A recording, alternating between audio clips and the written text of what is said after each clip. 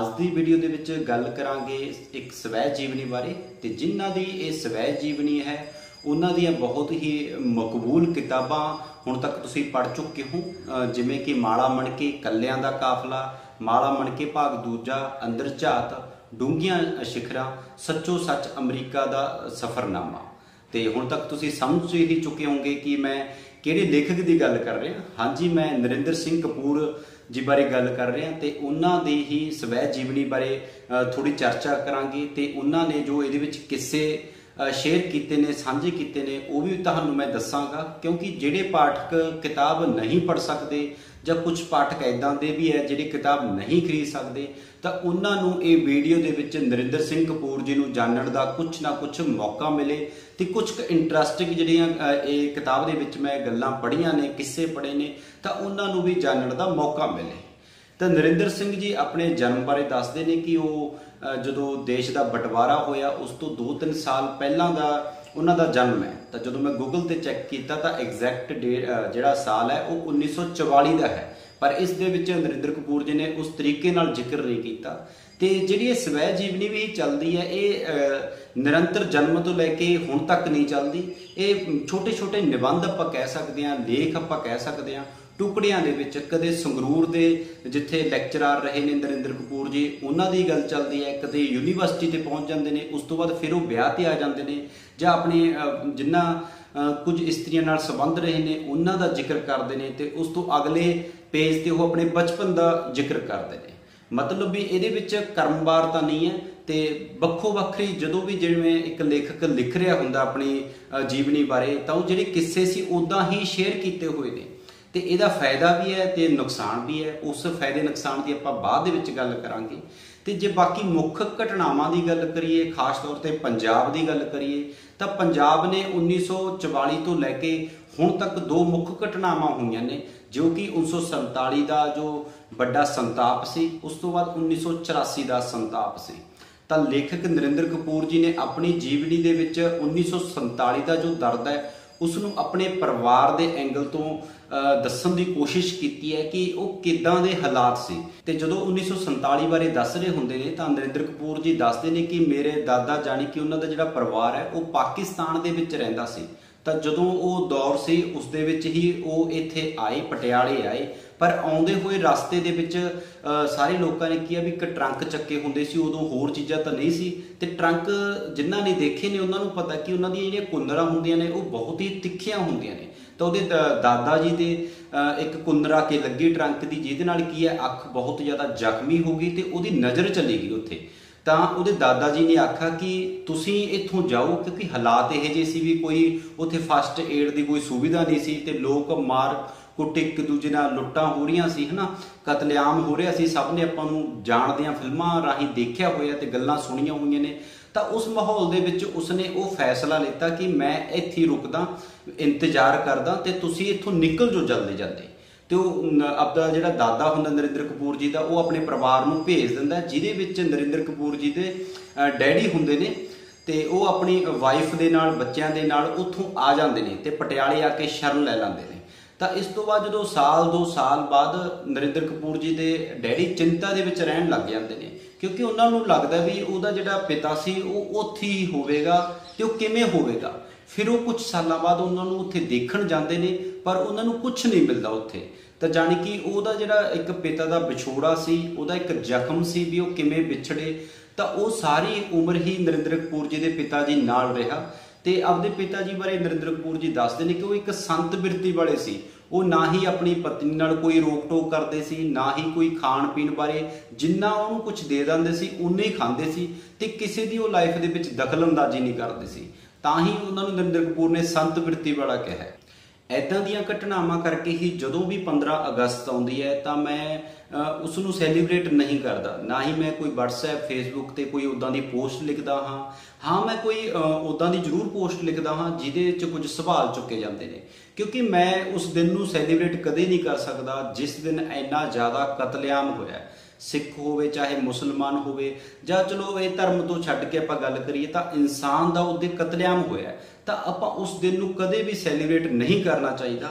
तो सवाल चुकने चाहिए ने कि वो किहे जिहियां सरकारां सी, किहे जो लीडर सी जो आपदे स्वार्थ ਲਈ ਇੰਨਾ ਕਤਲੇਆਮ ਕਰ ਗਏ, ਇੰਨੀਆਂ ਲੁੱਟਾਂ ਖੋਹਾਂ ਕਰ ਗਏ। ਤੇ ਜੇਕਰ ਤੁਸੀਂ ਪੂਰੇ ਸੀਰੀਅਸ ਜਾਂ ਮੈਚਿਓਰਿਟੀ ਦੇ ਨਾਲ 2-3 ਫਿਲਮਾਂ ਉਸ ਵੰਡ ਤੇ ਜਾਂ ਉਸ ਤੋਂ ਵੱਧ ਕੇ 1-2 ਕਿਤਾਬਾਂ ਪੜ੍ਹ ਲਓ ਤਾਂ ਮੈਨੂੰ ਨਹੀਂ ਲੱਗਦਾ ਵੀ ਤੁਸੀਂ ਵੀ ਉਸ ਦਿਨ ਨੂੰ ਕਦੇ ਸੈਲੀਬ੍ਰੇਟ ਕਰੋਗੇ। ਇਸ ਸੰਤਾਪ ਤੋਂ ਬਾਅਦ 1984 ਦੀ ਵੀ ਗੱਲ ਕਰਦੇ ਨੇ, ਜਿਹਦੇ ਵਿੱਚ ਉਹ ਆਪਣੇ ਐਂਗਲ ਤੋਂ ਦੱਸਦੇ ਨੇ ਕਿ ਜਦੋਂ ਉਹ ਯੂਨੀਵਰਸਿਟੀ ਦੇ ਵਿੱਚ ਇੱਕ ਟੂਰ ਤੇ ਗਏ ਹੋਏ ਸੀ ਤੇ ਉਹਨਾਂ ਨੂੰ ਜਦੋਂ ਪਤਾ ਲੱਗਿਆ ਕਿ ਪੰਜਾਬ ਦੇ ਵਿੱਚ ਐਦਾਂ ही किसी ਨੂੰ कतल किया गया है बस ਦੇ ਵਿੱਚ उतार के 10-15 सवारियां ਨੂੰ, ਤਾਂ ਉਹ किस तरीके ਨਾਲ बच बचाउंदे, किवें ਉਹ ਬੱਸ ਦਾ सफ़र ਸੀ ਜਿਹੜਾ ਡਰਾਵਣਾ सफ़र ਸੀ ਉਹ ਉਹਨਾਂ ਨੇ तय ਕੀਤਾ, ਜਾਂ ਉਸ ਉਦੋਂ ਮਾਹੌਲ ਕਿੱਦਾਂ ਦਾ ਸੀ। ਤੇ ਉਹ ਯੂਨੀਵਰਸਿਟੀ ਜਦੋਂ ਉਹ ਜੌਬ ਕਰਦੇ ਸੀ ਤਾਂ ਇਹ 1984 ਦਾ ਇਹੀ ਦੌਰ ਸੀ, ਤੇ ਉਹ ਕਿਵੇਂ ਯੂਨੀਵਰਸਿਟੀ ਦੇ ਵਿੱਚ ਪਹੁੰਚਦੇ ਹੁੰਦੇ ਸੀ ਤੇ ਕਿੰਨੀ ਜ਼ਿਆਦਾ ਪ੍ਰੋਟੈਕਸ਼ਨ ਹੁੰਦੀ ਸੀ। ਤੇ ਜਦੋਂ ਉਸ ਤੋਂ ਬਾਅਦ ਘਰੇ ਜਾਣਾ ਹੁੰਦਾ ਤਾਂ ਉਹ ਕਿੱਦਾਂ ਦੂਰ ਦਰਾਡੇ ਹੋ ਕੇ ਵੀ ਜਾਣਾ ਪੈਂਦਾ ਸੀ,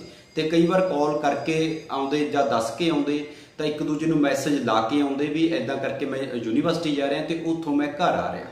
ਤਾਂ ਜਿਹੜੇ ਉਹ ਮਾਹੌਲ ਸੀ ਉਹ ਕਰਫਿਊ ਦਾ ਮਾਹੌਲ ਸੀ, ਉਹਨੂੰ ਵੀ ਥੋੜਾ ਬਹੁਤ ਇਸ ਕਿਤਾਬ ਦੇ ਵਿੱਚ ਉਹਦਾ ਜ਼ਿਕਰ ਕੀਤਾ ਹੈ। ਪਰ ਜਿਹੜਾ ਉਹ ਸੰਤਾਪ ਦੇ ਬਾਰੇ ਗੱਲ ਕੀਤੀ ਹੈ ਜਾਂ 1947 ਜਾਂ 1984 ਦੇ, ਤਾਂ ਉਹਦੇ ਵਿੱਚ ਰਾਜਨੀਤੀ ਬਾਰੇ ਨਹੀਂ ਗੱਲ ਕੀਤੀ ਨਰਿੰਦਰ ਕਪੂਰ ਨੇ, ਸਿਰਫ ਆਪਣੇ ਐਂਗਲ ਤੋਂ ਉਸ ਚੀਜ਼ ਨੂੰ ਦਰਸਾਉਣ ਦੀ ਕੋਸ਼ਿਸ਼ ਕੀਤੀ ਹੈ। ਬਾਕੀ ਜੋ 1984 ਦਾ ਸੰਤਾਪ ਸੀ ਉਹ ਜਿਨ੍ਹਾਂ ਲੋਕਾਂ ਨੇ ਹੰਢਾਇਆ ਤੇ 1947 ਦੇ ਦੌਰ ਵਾਂਗ ਹੀ ਲੁੱਟਾਂ ਖੋਹਾਂ ਤੇ ਕਤਲੇਆਮ ਹੋਇਆ। ਉਸ ਤੇ ਇੱਕ ਕਿਤਾਬ ਆਈ ਸੀ ਹਿੰਦੀ ਰਾਈਟਰ ਸਤਿਆ ਵਿਆਸ ਦੀ 84 ਕਿਤਾਬ, ਤਾਂ ਉਸ ਦੀ ਵੀ ਤੁਸੀਂ ਇਸ ਚੈਨਲ ਤੇ ਰਿਵਿਊ ਦੇਖ ਸਕਦੇ ਹੋ, ਤੇ ਹੋ ਸਕੇ ਤਾਂ ਉਸ ਕਿਤਾਬ ਨੂੰ ਜ਼ਰੂਰ ਪੜ੍ਹਿਓ। ਹਿੰਦੀ ਦੇ ਵਿੱਚ ਕਿਤਾਬ ਹੈ ਤੇ ਹੁਣ ਉਹ ਪੰਜਾਬੀ ਦੇ ਵਿੱਚ ਵੀ ਅਨੁਵਾਦ ਹੋ ਕੇ ਛਪ ਚੁੱਕੀ ਹੈ। ਤੇ ਉਸੇ ਤੇ ਹੀ ਗ੍ਰਹਿਣ ਸੀਰੀਜ਼ ਵੀ ਆਈ ਸੀ ਪਿੱਛੇ ਜੇ, ਜਿਸ ਦਾ ਵੀ ਮੈਂ ਵੀਡੀਓ ਬਣਾਈ ਸੀ, ਉਹਦੇ ਰਿਵਿਊ ਕੀਤਾ ਸੀ, ਤਾਂ ਉਸ ਨੂੰ ਵੀ ਜ਼ਰੂਰ ਦੇਖਣਾ। ਇਹ ਦੇਖਣਾ ਇਸ ਲਈ ਵੀ ਜ਼ਰੂਰੀ ਹੁੰਦਾ ਹੈ ਕਿ ਜਿਹੜੀਆਂ ਰਾਜਨੀਤਿਕ ਪਾਵਰਾਂ ਨੇ, ਜਿਹੜੇ ਸਵਾਰਥੀ ਲੋਕ ਹੁੰਦੇ ਨੇ, ਉਹ ਪਿਛਲੀ ਸਦੀਆਂ ਦੇ ਵਿੱਚ ਵੀ ਲੜਾਉਂਦੇ ਰਹੇ ਨੇ, ਉਹ ਅੱਜ ਵੀ ਲੜਾ ਰਹੇ ਨੇ, ਤੇ ਆਉਣ ਵਾਲਾ ਸਮਾਂ ਵੀ ਉਹੀ ਜਿਹੀ ਹੋਏਗਾ, ਉਹੀ ਜਿਹਾ ਦਿਖਾਂਤ ਆਪਣਾ ਸਾਹਮਣਾ ਕਰਨਾ ਪੈ ਸਕਦਾ ਹੈ। ਤਾਂ ਜਿਹੜੀ ਇਹ ਹਿਸਟਰੀ ਹੈ ਇਸ ਨੂੰ ਪੜ੍ਹ ਕੇ ਆਪਾਂ ਉਸ ਤੋਂ ਸੇਧ ਲੈ ਸਕਦੇ ਹਾਂ ਕਿ ਕਿਵੇਂ ਆਪਾਂ ਇਹਨਾਂ ਲੋਕਾਂ ਤੋਂ ਬਚ ਸਕਦੇ ਹਾਂ ਤੇ ਕਿਵੇਂ ਚੰਗੇ ਜਿਹੜੇ ਨਾਗਰਿਕ ਸਿਰਜ ਸਕਦੇ ਹਾਂ, ਤਾਂ ਕਿ ਇਹ ਜਿਹੜੇ ਸੰਤਾਪ ਹੈ ਇਹ ਜਿਹੀਆਂ ਚੀਜ਼ਾਂ ਨਾ ਹੋਣ। ਜੇਕਰ ਨਰਿੰਦਰ ਕਪੂਰ ਜੀ ਦੇ ਬਚਪਨ ਬਾਰੇ ਗੱਲ ਕਰੀਏ ਤਾਂ ਉਹ ਆਪਣੇ ਬਚਪਨ ਬਾਰੇ ਲਿਖਦੇ ਨੇ ਕਿ ਮੇਰੇ ਤੇ ਕਦੇ ਬਚਪਨ ਹੀ ਨਹੀਂ ਆਇਆ, ਕਿ ਜਦੋਂ ਮੈਂ ਸੁਰਤ ਸੰਭਾਲੀ ਹੀ ਉਦੋਂ ਹੀ ਤੋਂ ਹੀ ਮੈਂ ਕੋਈ ਨਾ ਕੋਈ ਕੰਮ ਕਰ ਰਿਹਾ ਜਿਸ ਨਾਲ ਸਾਡੇ ਘਰ ਦਾ ਜਿਹੜਾ ਗੁਜ਼ਾਰਾ ਹੋ ਸਕੇ। ਕਿਉਂਕਿ ਜਿਹੜੇ ਨਰਿੰਦਰ ਕਪੂਰ ਜੀ ਦਾ ਪਰਿਵਾਰ ਸੀ ਉਹ ਪਾਕਿਸਤਾਨ ਤੋਂ ਆਇਆ ਸੀ, ਤੇ ਉਹਨਾਂ ਨੂੰ ਜਦੋਂ ਵੀ ਆਪਾਂ ਕੋਈ ਦੇਸ਼ ਛੱਡਦੇ ਹਾਂ ਤਾਂ ਜਾਂ ਕੋਈ ਜਗ੍ਹਾ ਛੱਡ ਕੇ ਦੂਜੀ ਥਾਂ ਤੇ ਜਾਂਦੇ ਹਾਂ ਤਾਂ ਉੱਥੇ ਐਡਜਸਟ ਹੋਣ ਤੇ ਆਪਾਂ ਨੂੰ ਟਾਈਮ ਲੱਗਦਾ ਹੈ। ਤੇ ਜਿਹੜੇ ਨਰਿੰਦਰ ਕਪੂਰ ਜੀ ਦੇ ਪਿਤਾ ਸੀ ਉਹ ਇੱਕ ਸੰਤ ਬਿਰਤੀ ਦੇ ਸੀ ਤੇ ਪੈਸੇ ਨੂੰ ਬਹੁਤ ਘੱਟ ਤਵੱਜੋ ਦਿੰਦੇ ਸੀ, ਕਿਸੇ ਨਾਲ ਮਿਲਣਾ ਗੁਲਣਾ ਜਾਂ ਬੋਲਣਾ ਉਹ ਉਦਾਂ ਦੇ ਬੰਦੇ ਨਹੀਂ ਸੀ। ਤਾਂ ਜਿਸ ਕਰਕੇ ਜਿਹੜਾ ਸਾਰੀ ਘਰ ਦੀ ਕਬੀਲਦਾਰੀ ਦਾ ਭਾਰ ਸੀ ਤਾਂ ਨਰਿੰਦਰ ਕਪੂਰ ਦੀ ਮੰਮੀ ਜੀ ਤੇ ਔਰ ਨਰਿੰਦਰ ਕਪੂਰ ਦੇ ਭਾਈ ਤੇ ਨਰਿੰਦਰ ਕਪੂਰ ਤੇ ਪਿਆ। ਤੇ ਨਰਿੰਦਰ ਕਪੂਰ ਆਪਣੇ ਬਾਰੇ ਦੱਸਦੇ ਨੇ ਕਿ ਉਹਨਾਂ ਨੇ ਬਚਪਨ ਤੋਂ ਹੀ ਕੰਮ ਸਟਾਰਟ ਕਰ ਦਿੱਤਾ ਸੀ, ਜਿਸ ਦੇ ਵਿੱਚ ਉਹ ਪਹਿਲੀ ਨੌਕਰੀ ਕਰਦੇ ਆ ਇੱਕ ਡਾਕਟਰ ਦੇ ਦੁਕਾਨ ਤੇ ਸਫਾਈ ਕਰਨ ਦਾ ਕੰਮ ਕਰਦੇ ਆ। ਫਿਰ ਉਸ ਤੋਂ ਬਾਅਦ ਉਹ ਅਖਬਾਰਾਂ ਦੇ ਵਿੱਚ ਕੰਮ ਕਰਦੇ ਆ, ਅਖਬਾਰ ਵੰਡਣ ਦਾ ਵੀ ਕੰਮ ਕਰਦੇ ਨੇ ਤੇ ਅਖਬਾਰ ਦੇ ਦਫ਼ਤਰ ਦਾ ਵੀ ਕੰਮ ਸੰਭਾਲਦੇ ਨੇ। ਉਸ ਤੋਂ ਬਾਅਦ ਉਹ ਬਿਜਲੀ ਮਹਿਕਮੇ ਦੇ ਵਿੱਚ ਵੀ 1 ਸਾਲ ਨੌਕਰੀ ਕਰਦੇ ਨੇ ਤੇ ਉਸ ਤੋਂ ਬਾਅਦ ਉਹ ਦਰਜੀ ਪੁਣੇ ਦੇ ਵਿੱਚ ਵੀ ਕੰਮ ਕਰਦੇ ਨੇ। ਪਟਿਆਲੇ ਦਾ ਜਿਹੜਾ ਦੂਜੇ ਨੰਬਰ ਤੇ ਦਰਜੀ ਮਸ਼ਹੂਰ ਸੀ, ਉੱਥੇ ਬਹੁਤ ਜ਼ਿਆਦਾ ਅਧਿਕਾਰੀ ਲੱਗੇ ਹੋਏ ਸੀ। ਤਾਂ ਉੱਥੇ ਹੀ ਉਹ ਇੱਕ ਦੱਸਦੇ ਨੇ ਕਿ ਮੈਨੂੰ ਤਜਰਬਾ ਹੋਇਆ ਵੀ ਕਦੇ ਵੀ ਜਿਹੜੇ ਕੱਪੜੇ ਨੇ ਉਹ ਤੁਹਾਡੇ ਹੋਣੇ ਚਾਹੀਦੇ ਨੇ, ਕਿਉਂਕਿ ਪਹਿਲਾਂ ਲੋਕ ਮੰਗਵੇਂ ਕੱਪੜੇ ਬਹੁਤ ਜ਼ਿਆਦਾ ਪਾਉਂਦੇ ਹੁੰਦੇ ਸੀ। ਖਾਸ ਤੌਰ ਤੇ ਜੇ ਕੋਈ ਪ੍ਰੋਗਰਾਮ ਹੋਵੇ, ਕੋਈ ਇੰਟਰਵਿਊ ਦੇਣ ਜਾਣਾ ਹੋਵੇ ਤਾਂ ਉਹ ਕਿਸੇ ਦਾ ਕੋਟ ਪੈਂਟ ਜਾਂ ਇਦਾਂ ਦੀਆਂ ਚੀਜ਼ਾਂ ਮੰਗ ਲੈਂਦੇ ਹੁੰਦੇ ਸੀ। ਅੱਜ ਕੱਲ੍ਹ ਇਹ ਦੌਰ ਬਹੁਤ ਘਟ ਗਿਆ। ਤਾਂ ਉਦੋਂ ਨਰਿੰਦਰ ਕਪੂਰ ਜੀ ਦੱਸਦੇ ਨੇ ਕਿ ਜੇ ਤੁਸੀਂ ਨੇ ਕੋਈ ਕੰਮ ਕਰਨਾ ਹੈ, ਉਚੇਰੀ ਯੋਗਤਾ ਜਾਂ ਉਚੇਰੀ ਥਾਂ ਹਾਸਿਲ ਕਰਨੀ ਹੈ, ਵੱਡੀ ਨੌਕਰੀ ਹਾਸਿਲ ਕਰਨੀ ਹੈ, ਤਾਂ ਤੁਹਾਡੇ ਜਿਹੜੇ ਕੱਪੜੇ ਨੇ ਉਹ ਸਹੀ ਢੰਗ ਦੇ ਹੋਣੇ ਚਾਹੀਦੇ ਨੇ। ਤੇ ਜਿਵੇਂ ਕਿ ਆਪਾਂ ਨੂੰ ਪਤਾ ਹੈ ਕਿ ਜਿੰਨਾ ਟਾਈਮ ਕੋਈ ਬੋਲਦਾ ਨਹੀਂ ਹੈਗਾ ਤਾਂ ਜਿਹੜੀ ਜੱਜਮੈਂਟ ਹੁੰਦੀ ਹੈ ਉਹ ਆਪਾਂ ਉਹਦੇ ਕੱਪੜਿਆਂ ਤੋਂ ਕਰਦੇ ਹਾਂ, ਉਹਦੇ ਜਿਹੜਾ ਬਾਹਰਲੀ ਦਿੱਖ ਹੁੰਦੀ ਹੈ, ਪਰਸਨੈਲਿਟੀ ਤੋਂ ਜੱਜ ਕਰਦੇ ਹਾਂ ਕਿ ਬੰਦਾ ਕਿੱਦਾਂ ਦਾ ਹੈ।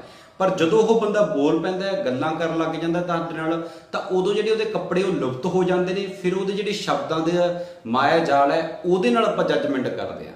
ਤਾਂ ਇਹੀ ਇੱਕ ਜੱਜਮੈਂਟ ਦੀ ਜਾਂ ਬੋਡੀ ਲੈਂਗੁਏਜ ਕਿਤਾਬ, ਉਹਦਾ ਵੀ ਤੁਸੀਂ ਰਿਵਿਊ ਦੇਖ ਸਕਦੇ ਹੋ, ਵੀਡੀਓ ਮੈਂ ਕੀਤੀ ਹੋਈ ਹੈ। ਤਾਂ ਤੁਹਾਨੂੰ ਉਹਦੇ ਵਿੱਚ ਇਹੋ ਜਿਹੀਆਂ ਗੱਲਾਂ ਬਹੁਤ ਜ਼ਿਆਦਾ ਸਿੱਖਣ ਨੂੰ ਮਿਲਣਗੀਆਂ ਕਿ ਜਿਹੜੀ ਬੋਡੀ ਲੈਂਗੁਏਜ ਹੈ ਉਹ ਆਪਣਾ ਕਿਵੇਂ ਦਰਸਾਉਂਦੀ ਹੈ, ਤੇ ਜੇ ਉਹਦੇ जे किसी ਨੂੰ ਤੁਹਾਨੂੰ ਆਪਾਂ ਨੂੰ ਬੋਡੀ ਲੈਂਗੁਏਜ ਪੜ੍ਹਨੀ ਆਉਂਦੀ ਹੈ, ਇਹ ਇੱਕ ਸਕਿੱਲ ਹੁੰਦੀ ਹੈ, ਇਹ ਕਿਵੇਂ ਆਪਾਂ ਇੰਪਰੂਵਮੈਂਟ ਕਰ ਸਕਦੇ ਹਾਂ ਉਹ ਤੁਸੀਂ ਸਾਰਾ ਕੁਝ ਵੀਡੀਓ ਦੇ ਵਿੱਚ ਦੇਖਿਓ। ਜੇਕਰ ਨਰਿੰਦਰ ਕਪੂਰ ਜੀ ਦੀ ਪੜ੍ਹਾਈ ਬਾਰੇ ਗੱਲ ਕਰੀਏ ਤਾਂ ਉਹਨਾਂ ਨੇ ਜਿੰਨੀ ਵੀ ਪੜ੍ਹਾਈ ਕੀਤੀ ਹੈ ਮੋਸਟਲੀ ਆਪਣੇ ਖਰਚੇ ਤੇ ਹੀ ਕੀਤੀ ਹੈ, ਜਾਣੀ ਕਿ ਆਪ ਆਮਦਨ ਕਮਾ ਕੇ ਆਪ ਨੌਕਰੀਆਂ ਕਰਕੇ ਫਿਰ ਉਹਨਾਂ ਨੇ ਆਪਣੀ ਹੌਲੀ ਹੌਲੀ ਪੜ੍ਹਾਈ ਕੀਤੀ ਹੈ। ਤਾਂ ਜਦੋਂ ਉਹ ਸੰਗਰੂਰ ਪ੍ਰੋਫੈਸਰ ਲੱਗ ਗਏ ਸੀ ਤਾਂ ਉਹਨਾਂ ਨੂੰ ਜਿਹੜੀ ਪੜ੍ਹਨ ਦੀ ਇੱਕ ਲਲਕ ਸੀ, ਜਿਹੜੀ ਉਹਨਾਂ ਨੂੰ MA ਫਿਲਾਸਫੀ ਦੇ ਵਿੱਚ ਇੰਟਰਸਟ ਦੀ, ਤਾਂ 2-3 MA ਉੱਥੇ ਰਹਿੰਦਿਆਂ ਹੀ ਸੰਗਰੂਰ ਦੇ ਵਿੱਚ ਕੀਤੀ ਹੈ। ਤੇ ਜਦੋਂ ਸੰਗਰੂਰ ਦੇ ਬਾਰੇ ਦੱਸਦੇ ਨੇ ਤਾਂ ਬਾਰ-ਬਾਰ ਉੱਥੋਂ ਦਾ ਦੱਸਦੇ ਨੇ ਕਿ ਉਸ ਕਾਲਜ ਦੇ ਵਿੱਚ ਸ਼ਾਇਦ ਰਣਵੀਰ ਕਾਲਜ ਸੀ, ਤਾਂ ਉਸ ਕਾਲਜ ਦੇ ਵਿੱਚ 2 ਤਰ੍ਹਾਂ ਦੇ ਲੋਕ ਸੀ, ਇੱਕ ਪੇਂਡੂ ਲੋਕ, ਇੱਕ ਬਾਣੀ ਲੋਕ। ਤੇ ਖਾਸ ਤੌਰ ਤੇ ਦੱਸਦੇ ਨੇ ਕਿ ਜਿਹੜੀਆਂ ਸੰਗਰੂਰ ਦੀਆਂ ਕੁੜੀਆਂ ਸੀ ਉਹ ਬਹੁਤ ਜ਼ਿਆਦਾ ਦਲੇਰ ਹੁੰਦੀਆਂ ਨੇ। ਤਾਂ ਇੱਕ ਘਟਨਾ ਦੇ ਵਿੱਚ ਦੱਸਦੇ ਨੇ ਕਿ ਇੱਕ ਕੁੜੀ ਆਪਣੇ ਪ੍ਰੇਮੀ ਨੂੰ ਮਿਲਣ ਦੇ ਲਈ ਮੁੰਡਾ ਬਣ ਕੇ ਚਲੀ ਗਈ ਤੇ ਰਸਤੇ ਦੇ ਵਿੱਚ ਇੱਕ ਗੁੱਟਬੰਦੀ ਹੋਈ ਸੀ, ਉਹ ਕਿਸੇ ਨੂੰ ਉਡੀਕ ਰਹੇ ਸੀ, ਕਿਸੇ ਨੂੰ ਉਹਨਾਂ ਨੇ ਕੁੱਟਣਾ ਸੀ, ਫੀਲਡਿੰਗ ਲਾਈ ਹੋਈ ਸੀ। ਤਾਂ ਜਦੋਂ ਉਹਨਾਂ ਨੇ ਕੁੱਟਿਆ ਤਾਂ ਉਹ ਕੁੜੀ ਦੀਆਂ ਚਾਂਗਾਂ ਨਿਕਲ ਗਈਆਂ, ਜਿੱਥੋਂ ਉਹ ਪਤਾ ਲੱਗਿਆ ਵੀ ਇਹ ਤਾਂ ਇੱਕ ਕੁੜੀ ਸੀ ਤੇ ਕਿਸੇ ਨੂੰ ਮਿਲਣ ਜਾ ਰਹੀ ਸੀ। ਤਾਂ ਹੋਰ ਵੀ ਸੰਗਰੂਰ ਦੇ ਬਾਰੇ ਉਹਨਾਂ ਨੇ ਦਿਲਚਸਪ ਕਿੱਸੇ ਦੱਸੇ ਨੇ ਤੇ ਉੱਥੇ ਜਿਹੜੇ ਕੁਝ ਸਬੰਧ ਬਣੇ ਨੇ। ਬਾਕੀ ਨਰਿੰਦਰ ਕਪੂਰ ਜੀ ਜੀਵਨੀ ਦੇ ਵਿੱਚ ਦੱਸਦੇ ਨੇ ਕਿ ਮੇਰੇ ਵਿਆਹ ਤੋਂ ਪਹਿਲਾਂ 3 ਔਰਤਾਂ ਨਾਲ ਸਬੰਧ ਬਣੇ ਨੇ ਤੇ ਉਹ ਉਹਦੇ ਉਮਰ ਨਾਲੋਂ ਵੱਡੀਆਂ ਔਰਤਾਂ ਸਨ ਤੇ ਉਹਨਾਂ ਦੇ ਵਿੱਚ ਪਿਆਰ ਕੋਈ ਨਹੀਂ ਸੀ, ਸਿਰਫ ਕਾਮ ਸੀ।